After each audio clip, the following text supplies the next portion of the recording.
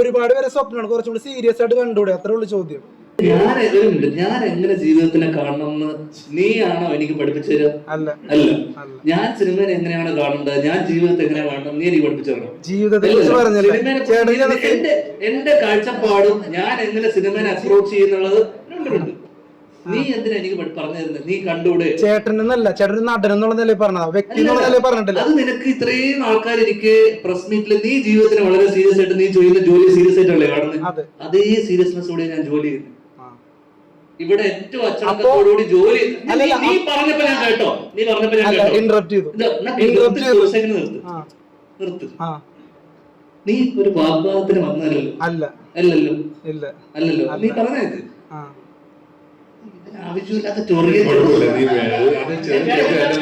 നീ ചെയ്ത പോലെ തന്നെ അവനൊരു ചോദിക്കണം, ഞാൻ സീരിയസ് ആവണോ, ഞാൻ എന്താവണം എന്നുള്ളത് നീ എനിക്ക് പറഞ്ഞു തരണ്ടല്ലോ. മോനെ ഒരു സെക്കൻഡ്, അതായത് സീരിയസ് ആയിട്ടൊക്കെ എടുക്കുന്നുണ്ട്. സിനിമ പൊളിയുന്നു, ഈ പൊളിഞ്ഞു എന്നുള്ള കാര്യം എല്ലാരും ബാധിക്കും. മോനെ സമരത്തിലേക്ക് പോകണമെന്ന് ഞങ്ങളല്ല.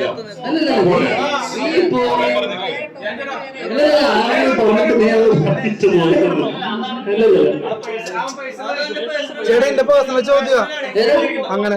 കാരണം എന്താന്ന് വെച്ചാല് എന്റെ പേഴ്സണൽ ചോദ്യം, അതായത് എന്റെ പേഴ്സണൽ ചോദ്യം, എന്റെ പേഴ്സണൽ അവരാരും ഓക്കെ ചോദിച്ചോ.